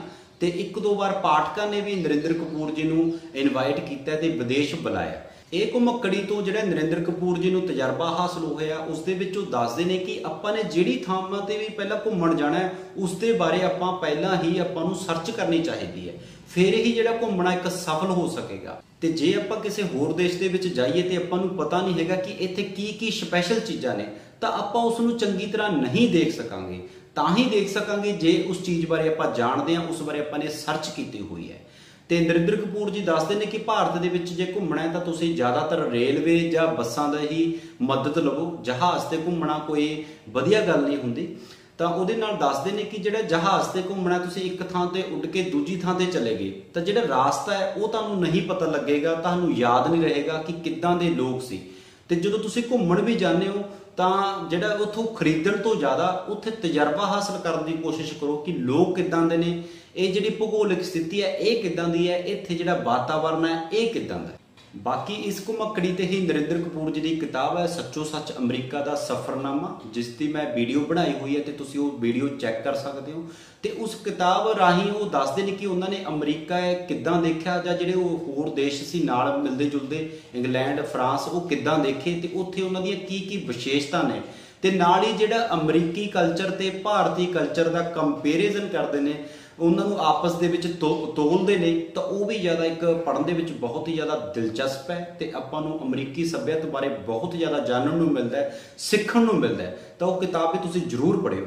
ਬਾਕੀ ਇਸ ਕਿਤਾਬ ਦੇ ਵਿੱਚ ਨਰਿੰਦਰ ਕਪੂਰ ਜੀ ਨੇ ਨਕਲੀ ਸਿੱਖਾਂ ਬਾਰੇ ਤੇ ਜਿਹੜੇ ਪੰਜਾਬੀ ਲੋਕਾਂ ਨੇ ਉਹਨਾਂ ਬਾਰੇ ਵੀ ਬਹੁਤ ਜ਼ਿਆਦਾ ਖੁੱਲ੍ਹ ਕੇ ਬੇਬਾਕੀ ਨਾਲ ਆਪਣੇ ਜਿਹੜੇ ਵਿਚਾਰ ਪੇਸ਼ ਕੀਤੇ ਨੇ। ਤੇ ਕਈ ਵਾਰ ਤੁਹਾਨੂੰ ਇਹ ਕਿਤਾਬ ਪੜ੍ਹ ਕੇ ਤੁਹਾਨੂੰ ਇੱਦਾਂ ਵੀ ਲੱਗ ਸਕਦਾ ਹੈ ਕਿ ਸ਼ਾਇਦ ਨਰਿੰਦਰ ਕਪੂਰ ਜੀ ਵਿਰੋਧੀ ਨੇ, ਸਿੱਖਾਂ ਦੇ ਵਿਰੋਧੀ ਨੇ ਜਾਂ ਪੰਜਾਬ ਦੇ ਵਿਰੋਧੀ ਨੇ। ਪਰ ਜਦੋਂ ਤੁਸੀਂ ਉਸ ਚੀਜ਼ ਨੂੰ ਪੂਰਾ ਧਿਆਨ ਨਾਲ ਪੜ੍ਹੋਗੇ, ਉਸ ਤੋਂ ਬਾਅਦ ਉਸ ਚੀਜ਼ ਨੂੰ ਸਮਝੋਗੇ, ਤਾਂ ਮੇਰੇ ਖਿਆਲ 'ਚ ਜਿਵੇਂ ਮੈਂ ਨਰਿੰਦਰ ਕਪੂਰ ਜੀ ਨਾਲ ਐਗਰੀ ਕਰਦਾ ਤੇ ਤੁਸੀਂ ਵੀ ਉਸ ਨਾਲ ਐਗਰੀ ਹੀ ਕਰੋਗੇ। ਕਾਰਨ ਕੀ ਹੈ ਕਿ ਆਪਾਂ ਆਪਣੀ ਸਿਰਫ ਤਾਰੀਫ ਹੀ ਸੁਣਨਾ ਚਾਹੁੰਦੇ ਹਾਂ ਕਿ ਜਿਹੜੇ ਪੰਜਾਬੀ ਕੌਮ ਹੈ ਉਹ ਬਹਾਦਰਾਂ ਦੀ ਕੌਮ ਹੈ, ਸੂਰਮਿਆਂ ਦੀ ਕੌਮ ਹੈ। ਤੇ ਉਸ ਤੋਂ ਬਾਅਦ ਆਪਾਂ ਬਸ ਸ਼ੇਖੀਆਂ ਹੀ ਮਾਰਦੇ ਰਹਿੰਦੇ ਆ। ਪਰ ਜੇ ਅੰਦਰੋਂ ਆਪਾਂ ਦੇਖੀਏ ਤਾਂ ਜੇ ਗਦਾਰ ਵੀ ਆਪਣੇ ਦੇ ਵਿੱਚ ਬਹੁਤ ਜ਼ਿਆਦਾ ਹੋਏ ਨੇ ਤੇ ਆਪਾਂ ਲੋਕ ਝੂਠ ਵੀ ਬਹੁਤ ਜ਼ਿਆਦਾ ਬੋਲਦੇ ਆ। ਜਿਵੇਂ ਕਿ ਨਰਿੰਦਰ ਕਪੂਰ ਜ਼ਿਕਰ ਕਰਦੇ ਆ ਕਿ ਪੰਜਾਬੀ ਲੋਕ ਜਿਹੜੇ ਪੈਸੇ ਦੇ ਲੈਣ ਦੇਣ ਦੇ ਵਿੱਚ ਸਭ ਤੋਂ ਫਾਡੀ ਨੇ, ਮਤਲਬ ਉਧਾਰ ਲੈ ਲੈਂਦੇ ਨੇ, ਕਦੇ ਵੀ ਵਾਪਸ ਨਹੀਂ ਕਰਦੇ। ਸਮੇਂ ਦੇ ਪਾਬੰਦ ਬਿਲਕੁਲ ਨਹੀਂ ਪੰਜਾਬੀ ਲੋਕ। ਤਾਂ ਇਹ ਆਪਾਂ ਨੂੰ ਵੀ ਪਤਾ ਕਿ ਆਪਾਂ ਜੇ ਕਿਸੇ ਨੂੰ ਕਹੀਏ ਮੈਂ 5 ਮਿੰਟ ਦੇ ਵਿੱਚ ਆ ਰਿਹਾ ਤਾਂ ਉਹ 50 ਮਿੰਟ ਹੁੰਦੇ ਨੇ, ਜੇ ਆਪਾਂ 1 ਮਿੰਟ ਕਹੀਏ ਤਾਂ ਉਹ 10 ਮਿੰਟ ਹੁੰਦਾ ਹੈ। ਤਾਂ ਐਦਾਂ ਦੀ ਜਿਹੜੀਆਂ ਆਪਣੀਆਂ ਨਲਾਇਕੀਆਂ ਨੇ ਉਹ ਨਰਿੰਦਰ ਕਪੂਰ ਜੀ ਨੇ ਪੂਰਾ ਆਪਣੀ ਬੇਬਾਕੀ ਨਾਲ ਪੇਸ਼ ਕੀਤਾ ਹੈ। ਤੇ ਇਹ ਚੀਜ਼ਾਂ ਤੁਹਾਨੂੰ ਕਈ ਵਾਰ ਵਿਰੋਧੀ ਭਾਸ਼ਾ ਦੇ ਵਿੱਚ ਵੀ ਲੱਗ ਸਕਦੀਆਂ ਨੇ। ਬਾਕੀ ਨਰਿੰਦਰ ਕਪੂਰ ਜੀ ਇਸ ਕਿਤਾਬ ਦੇ ਵਿੱਚ ਧਰਮ ਦੇ ਬਾਰੇ ਬੋਲਦੇ ਨੇ, ਬਾਰ-ਬਾਰ ਜ਼ਿਕਰ ਕਰਦੇ ਨੇ ਕਿ ਮੈਂ ਧਰਮ ਦੀਆਂ ਗੱਲਾਂ ਕਰਨ ਤੋਂ ਬਚਦਾ। ਤੇ ਇੱਕ ਜਿਹੜਾ ਧਰਮ ਹੁੰਦਾ ਉਹ ਇੱਕ ਆਸਥਾ ਹੁੰਦੀ ਹੈ, ਉਹ ਤੁਹਾਡੀ ਹੋ ਸਕਦੀ ਹੈ, ਦੂਜੇ ਦੀ ਨਹੀਂ ਹੋ ਸਕਦੀ। ਤੇ ਕਿਸੇ ਨੂੰ ਵੀ ਨਾ ਧਰਮ ਪੁੱਛਣਾ ਚਾਹੀਦਾ, ਨਾ ਹੀ ਉਹਨੂੰ ਉਸ ਦੀ ਆਸਥਾ ਦਾ ਪੁੱਛਣਾ ਚਾਹੀਦਾ। ਤਾਂ ਨਰਿੰਦਰ ਕਪੂਰ ਜੀ ਇਸ ਬਾਰੇ ਪੂਰੀ ਸਾਫ਼ ਤੇ ਸਪਸ਼ਟ ਗੱਲ ਕਰਦੇ ਨੇ ਕਿ ਧਰਮ ਦੀ ਗੱਲ ਹੀ ਨਹੀਂ ਹੋਣੀ ਚਾਹੀਦੀ। ਜਿਸ ਵਿੱਚ ਸ਼ਰਧਾ ਹੈ ਉਹ ਉਸ ਤਰੀਕੇ ਨਾਲ ਮੰਨੇ ਤੇ ਕਦੇ ਵੀ ਦੂਜੇ ਨੂੰ ਠੇਸ ਨਾ ਪਹੁੰਚਾਵੇ। ਉਹ ਐਦਾਂ ਦਾ ਧਰਮ ਕਦੇ ਵੀ ਫੋਲੋ ਨਾ ਕਰੋ ਜਿਹੜਾ ਕਿ ਦੂਜਿਆਂ ਨੂੰ ਠੇਸ ਪਹੁੰਚਾਉਂਦਾ ਹੈ। ਤੇ ਨਾਲੇ ਨਰਿੰਦਰ ਕਪੂਰ ਜੀ ਲਿਖਦੇ ਨੇ ਕਿ ਆਪਣੇ ਜਿਹੜੇ ਲੋਕ ਨੇ, ਪੰਜਾਬੀ ਲੋਕ ਨੇ, ਵੀ ਧਰਮ ਨੂੰ ਮੰਨਦੇ ਨੇ, ਧਰਮ ਦੀ ਮੰਨਦੇ ਨਹੀਂ। ਕਿ ਸਿਰਫ ਉਹ ਜਿਹੜਾ ਧਰਮ ਨੂੰ ਮੰਨਦੇ ਨੇ, ਜੋ ਚੀਜ਼ਾਂ ਅੱਜ ਚੱਲ ਰਹੀਆਂ ਨੇ, ਤੇ ਜਿਹੜਾ ਅਸਲੀ ਧਰਮ ਹੈ ਧਰਮ ਦੀ ਮੰਨਦੇ ਨਹੀਂ। ਤਾਂ ਉਸ ਧਰਮ ਨੂੰ ਸਮਝਦੇ ਨਹੀਂ ਵੀ ਉਹ ਧਰਮ ਕਹਿਣਾ ਕੀ ਚਾਹੁੰਦਾ ਹੈ। ਬਾਬੇ ਨਾਨਕ ਜੀ, ਗੁਰੂ ਗੋਬਿੰਦ ਸਿੰਘ ਜਾਂ ਜਿੰਨੇ ਵੀ ਆਪਣੇ ਗੁਰੂ ਹੋਏ ਨੇ, ਭਗਤ ਹੋਏ ਨੇ, ਦਾਸ ਹੋਏ ਨੇ, ਉਹਨਾਂ ਦੀ ਜਿਹੜੀ ਬਾਣੀ ਹੈ ਉਸ ਨੂੰ ਆਪਾਂ ਸਮਝਣ ਦੀ ਕੋਸ਼ਿਸ਼ ਨਹੀਂ ਕਰਦੇ। ਜਦੋਂ ਕਿ ਬਸ ਇੱਕ ਆਪਾਂ ਆਪਣਾ ਝੰਡਾ ਲਾਇਆ ਹੋਇਆ ਵੀ ਆਪਾਂ ਸਿੱਖਾਂ, ਆਪਾਂ ਐਦਾਂ, ਆਪਾਂ ਐਦਾਂ। ਜਦੋਂ ਕਿ ਜੇ ਉਹ ਚੀਜ਼ਾਂ ਨੂੰ ਆਪਾਂ ਸਮਝੀਏ, ਗੁਰੂ ਗ੍ਰੰਥ ਸਾਹਿਬ ਜੀ ਨੂੰ ਸਮਝੀਏ, ਤਾਂ ਉਹਦੇ ਵਿੱਚ ਬਹੁਤ ਜ਼ਿਆਦਾ ਜੀਵਨ ਜਾਂਚ ਹੈ। ਤਾਂ ਪਰ ਉਸ ਚੀਜ਼ ਤੇ ਆਪਾਂ ਕਦੇ ਵੀ ਨਹੀਂ ਕਰਦੇ। ਆਪਾਂ ਸਿਰਫ ਵਿਸ਼ਵਾਸ ਕਰਦੇ ਹਾਂ ਕਿ ਸਵੇਰੇ ਉੱਠ ਕੇ ਮੱਥਾ ਟੇਕ ਕੇ ਉਹ ਆਪਣਾ ਕੰਮ ਹੋ ਗਿਆ। ਆਪਾਂ ਨੇ ਉੱਥੇ ਗੱਡੀਆਂ ਕਾਰਾਂ ਮੰਗ ਲੀਆਂ, ਸਭ ਦੀ ਖੈਰ ਸੁੱਖ ਮੰਗ ਲਈ, ਹੋ ਗਈ। ਜਦੋਂ ਕਿ ਆਪਾਂ ਪਰਿਵਾਰ ਦੇ ਵਿੱਚ ਆ ਕੇ ਬੱਚਿਆਂ ਨਾਲ ਕਲੇਸ਼ ਕਰ ਲੈਂਦੇ ਹਾਂ, ਆਪਣੀ ਪਤਨੀ ਨਾਲ ਕਲੇਸ਼ ਕਰ ਲੈਂਦੇ ਹਾਂ, ਤਾਂ ਮੈਨੂੰ ਨਹੀਂ ਲੱਗਦਾ ਕਿ ਉਹ ਗੁਰਦੁਆਰੇ ਜਾਣਾ ਤੁਹਾਡਾ ਸਫਲ ਹੁੰਦਾ ਹੈ। ਤਾਂ ਉਸ ਚੀਜ਼ ਦੀ ਗੱਲ ਡੂੰਘੇ ਅਰਥਾਂ ਦੇ ਵਿੱਚ ਨਰਿੰਦਰ ਕਪੂਰ ਜੀ ਬਾਰ-ਬਾਰ ਇਸ ਕਿਤਾਬ ਦੇ ਵਿੱਚ ਵੀ ਕਰਦੇ ਨੇ। बाकी जे नरेंद्र कपूर जी की शख्सियत बारे आपां कुछ ही पॉइंटां दे विच गल करिए तो वो ये है कि नरेंद्र कपूर जी सवेरे जल्दी उठना पसंद करते हैं, तो वो जो उन्होंने नाश्ता है वो भी सुबह 7 बजे तो पहला नाश्ता हो जाता है। तो जो सारे परिवार का रूल ये है कि नाश्ता करने तो पहला सारे ने नहाना जरूरी है। तो नरेंद्र कपूर जी मानते हैं कि जी नींद की आलस होंगी है, जिन्ना चिर आप नहाते नहीं उन्ना चिर वो नींद अपनी उतरती नहीं हैगी। उस तो बाद नरेंद्र कपूर जी बहुत ज़्यादा हार्ड वर्किंग काम करना पसंद करते हैं। तो हुण उन्होंने जी उम्र है 1944 तो लैके हुण तक शायद 77 साल बनते हैं। एग्जैक्ट डाटा नहीं मैं सोच के दस रहा, तो तुसीं हिसाब ला सकते हो कि नरेंद्र कपूर जी का जन्म 1944 के विच होया तो हुण 70 प्लस उम्र हो चुकी है। पर अज भी वो लगातार काम कर रहे हैं तो अपनी जिहड़ियां सेवावां ने उन्हां तो रिटायरमेंट लै ली, पर फिर भी जिहड़े एक्सट्रा यूनीवर्सिटी के काम होंदे ने जां किताबां के काम होंदे ने तो अखबारां दे विच कोई लेख होंदे ने वो बरकरार है उन्हां दा। तो वो मानते हैं कि जेकर तुहानूं काम नहीं हैगा, तुहाडे कोल काम नहीं हैगा तो तुसीं बीमार हो। तो ज़्यादातर लोग उही बीमार होंदे ने जिहड़े विहले होंदे ने। जिवें कि जिन्हां लोकां कोल काम है कदे भी जिहड़े हनीमून ते जांदे ने वो बीमार नहीं होंदे, जां जिहड़ी माँ कोल बच्चा स्टार्टिंग दे विच ही हुंदा है कि साल 6 महीने का बच्चा हुंदा है, तो वो माँ कदे बीमार नहीं होंदे। जेकर पत्नी बीमार है तो उस तो बाद पति बीमार हो जाए तो पत्नी पहला उठ जाती है। तो जी जिम्मेवारी होंदी है, कहने का भाव जिम्मेवारी कदे भी तुहानूं बीमार नहीं होण दिंदी। तो ये चीज़ां 5-6 सालों तो मैं भी समझने की कोशिश की है। मैं भी बहुत घट मैडिसन लैना, जे थोड़ी बहुत थकावट के नाल बुखार हो जाए जां इदां दी कोई दिक्कत आ जाए तो लगातार मैं काम करता रहना। तो ये जिहड़े नरेंद्र कपूर की फिलोसफी है, विचारधारा है, इहदे नाल मैं पूरा एग्री करदा कि जेकर तुसीं बिजी हो तुसीं कदे भी बीमार नहीं होवोगे। तो अपने आप को मेनटेन रखो, व्यस्त रखो पूरा, तो जिहड़ियां चिंतावां तो तां ही तुसीं मुक्त हो सकते हो। बाकी दोस्तों गल्लां बहुत सारियां ने करन वालियां इस किताब के रिलेटेड जां होर भी इदां दियां, क्योंकि जदों तुसीं किताबां पढ़दे हो तो तुहाडे कोल बहुत ज़्यादा विचार हो जाते हैं। तो जदों तुसीं बोलण लग जाओ तो तुहाडे कोल शब्द ते विचारां की कदे कमी नहीं रहती। तां ही नरेंद्र कपूर जी कोल भी इन्ने शब्द ने ते इन्ने विचार ने, जिस करके उन्हां दी जिहड़ी किताब दे विच बहुत सारियां छोटियां छोटियां गल्लां वड्डियां वड्डियां गल्लां इस दे विच दर्ज ने। ते ओह तुहाडी सोची ते असर करता है कि तुसीं उस चीज़ तो कितना प्राप्त करना चाहुंदे हो। कई बार की हुंदा कि कोई पाठक छोटी जी गल तो बहुत बड़ा मैसेज ले लैंदा है, तो कई बार कोई इहो जिहा पाठक हुंदा है जिहड़े लेखक ने बहुत बड़ा मैसेज दिता हुंदा है उसनूं इग्नोर कर दिंदा है। तो यह सारा डिपेंड करता है एक पाठक ते कि पाठक की जिहड़ी एक सोचण शक्ति वो किद्दां दी है, उसका जिहड़ा लेवल है वो किद्दां दा पद्धर, उसका ज्ञान का पद्धर किद्दां दा।